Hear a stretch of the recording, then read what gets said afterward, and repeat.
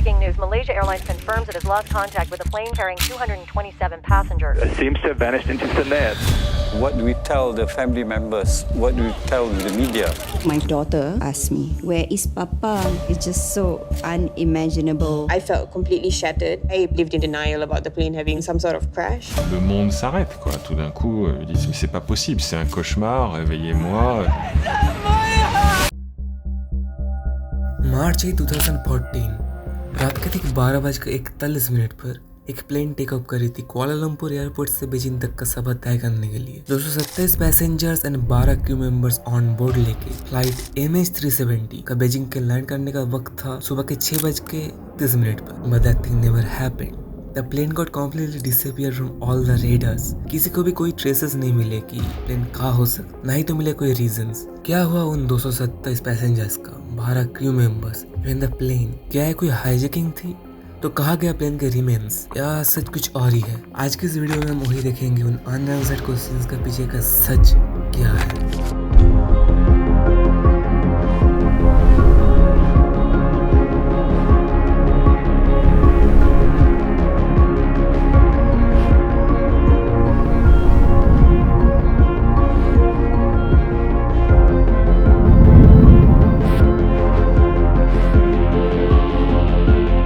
लगभग 6 घंटे का फ्लाइट था MH370 का कुआलालंपुर टू बीजिंग। काफी सिंपल रूट था साउथ चाइना सी के ऊपर से। प्लेन में से 237 passengers, 10 crew members and 2 pilot. एक का नाम था कैप्टन ज़ाहरी अहमद शाह और एक थे ऑफिसर फारिक हामिद। 53 साल के कैप्टन अहमद थे मलेशियन एयरलाइंस का one of the most experienced pilot and one of the oldest भी कह सकते हैं। पर ऑफिसर फारिक का एक ट्रेनिंग सेशन था। इस ट्रेनिंग को अगर पार कर लिए तो हिल be the full fledged pilot. रात के 1:06 पर टेक ऑफ करने के लगभग 20 मिनट बाद प्लेन मलेशियन कोस्टल एरिया को छोड़कर साउथ चाइना सी रीजन को एंटर कर चुकी थी। एंड इसके बस 13 मिनट बाद ही प्लेन पहुंच जाता है jurisdiction of Vietnamese air traffic. यहाँ पर कुआलालंपुर एयर ट्रैफिक से एक मैसेज रिसीव होता है, मलेशियन 370 कॉन्टैक्ट हो ची मिन 20.9 गुड नाइट। Malaysian 370.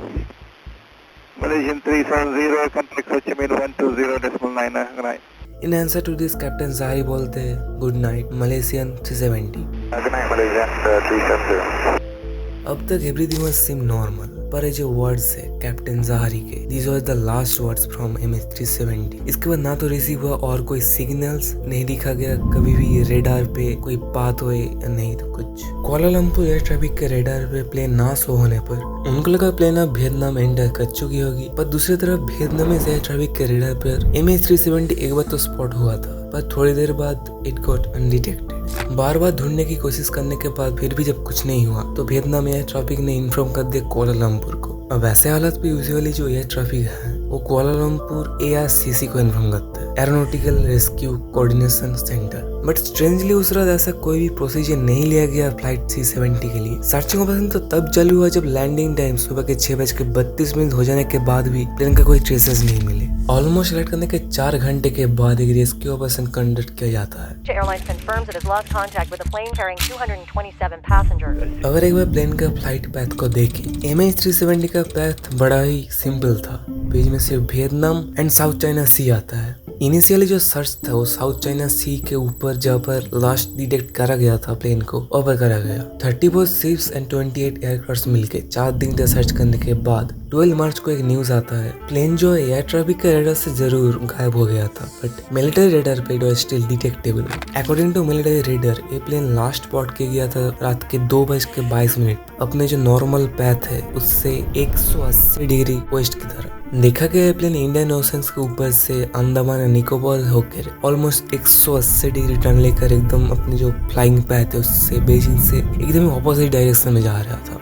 एंड इस खबर को सुन के एवरीवन वाज शॉक्ड। इसके कुछ और दिन बाद एक और अपडेट ऐड होता है इस केस में। रेडार से गायब होने के बाद भी MH370 ने एक सैटेलाइट से लॉगिन होने की कोशिश करा। एक्चुअली एक नॉर्मल सी चीज है, अक्सर ऐसे एयरशिप सैटेलाइट से कनेक्शन एस्टेब्लिश करती है for better navigation. In technical terms इसको हैंडशेक कहते हैं। अब साइंटिस्ट ने इन सिग्नल्स, प्लेन का fuel and satellite login details को एनालाइज करके एक एस्टिमेटेड एरिया कैलकुलेट करा जहाँ पर हो सकता है प्लेन क्रैश करा होगा। उस जगह का नाम दिया गया था 7th आर्क। ओशन का वो एरिया था जो अभी तक ऐसे एक्सप्लोर नहीं किया गया ह्यूमन काइंड से। अब जल्द से जल्द उस एरिया पर एक सर्च प्रोसेस शुरू करा गया। अब ये सर्च सरफेस लेवल पे ना करा जाके अंडर वाटर करा जाने लगा, क्योंकि ऑब्वियसली अगर प्लेन क्रैश करी होगी तो अब तक पानी के अंदर चला गया होगा प्रेशर से। इसके बाद शुरू हुआ दुनिया का one of the hardest and expensive search operation. Under water drone Sonar mapping से समुद्र के ऑलमोस्ट 6000 मीटर तक स्कैन करने के बाद भी ऐसा कुछ नहीं मिला।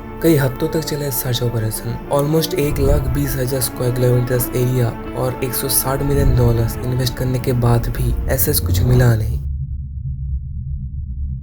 जुलाई 2015 one of the most important discovery हुआ इसके से रिलेटेड। प्लेन का एक टूटा हुआ हिस्सा मिला आइलैंड ऑफ रियूनियन पर। ये था प्लेन का राइट विंग फ्लैपिरॉन। इस खोज ने फिर से एक बार इस ऑपरेशन पे एक नई होप सिला दी। फिर से एक बार सर्च कंडक्ट कर जाने के बाद भी अंत में मिला सिर्फ निराशा। On the other hand Malaysians police ने डिसाइड किया they will conduct a different investigation. इसमें उन प्लेन के पैसेंजर्स का एक बैकग्राउंड चेक करा जाएगा और साथ में रहेगा interviews of the victims family. ये इन्वेस्टिगेशन करने के बाद बहुत सारे ऐसे थ्योरीज निकल के आए। उनमें से कुछ इंपॉर्टेंट पॉइंट्स आर हाईजैकिंग। अक्सर ऐसे किसी प्लेन का गायब होने की खबर आते ही लोगों को फर्स्ट और दिमाग में आता है कि प्लेन एब्सोल्युटली हाईजैक हुआ होगा। इस चीज के बारे में इन्वेस्टिगेट करते वक्त पुलिस को ऐसे 2 सस्पेक्ट मिले। एक था पोरिया नूर मोहम्मद मेहरदाद, दूसरा दिलवाज सैयद मोहम्मद रेजा।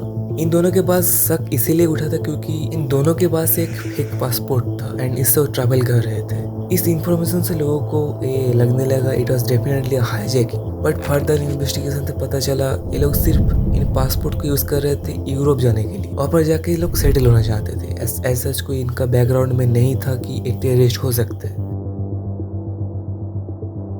पर हमारी जो अगली थ्योरी है ये देख के लग रहा था सब कोई this is the possible explanation जो हो सकता है। इस बार ब्लेम पड़ा कैप्टन जहारी साहब पर। लोग बोलने लगे कैप्टन ने खुद से ही प्लेन को वैसे कम्युनिकेशन ऑफ कर दिया and crash the plane in ocean. It was a suicide mission. And और फर्दर इन्वेस्टिगेशन से पता चला कैप्टन के घर में एक फ्लाइट सिमुलेशन गेम था जो कि कोई स्ट्रेंज चीज नहीं है। अक्सर पायलट्स इस तरह के गेम्स खेलते हैं ट्रेनिंग एंड प्रैक्टिस के लिए। But the strange thing was उनके वो गेम में इन्वेस्टिगेट करने से पता चला उन्होंने गेम पे एक मैप पाथ ड्रॉ कर रखा था and it was exactly the same as MH370 flying path that night. इस खबर के रिलीज होने के बाद एवरीबॉडी वाज कन्विंस्ड कैप्टन ने ही सब करा है। उनका मेंटल स्टेट थिंग नहीं था, ही वाज सुसाइडल। बट इस थ्योरी को भी सर्च ऑपरेशन के जो ऑपरेशनल इंचार्ज थे उन्होंने डिनाई कर दिया एक कहकर कि he was very seasoned and experienced pilot. ना थी उनके कोई फैमिली में प्रॉब्लम्स, नहीं तो ऐसा कोई मेंटल इलनेस या कोई साइंस भी नहीं दिख रहे थे जिससे पता चले कि कोई इंसान सुसाइडल है या नहीं।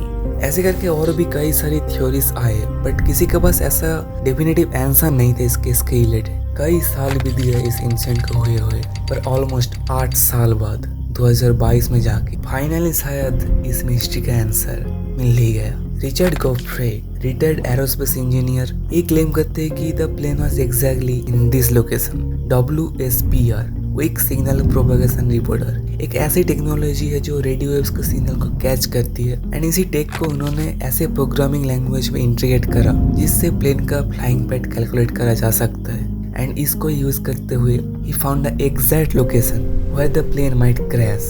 और ये लोकेशन भी था द 7th आर्क के अंदर ही, पर अभी तक उस पार्ट में इन डिटेल्स ना स्टडी नहीं करा गया। So it's still a mystery till date. आज गायब होने के 10 साल बाद भी फ्लाइट MH370 का ये मिस्ट्री अभी अनसॉल्व भी रह गई कि एक्चुअली हाईजैक था या फिर जानबूझ के पायलट ने ये सब करा। और अलर्ट पाने के बाद भी 4 घंटे क्यों लगे एक सर्च ऑपरेशन को कंडक्ट करने के लिए? आखिर में क्या हुआ उन 239 लोगों के साथ जो प्लेन में मौजूद थे?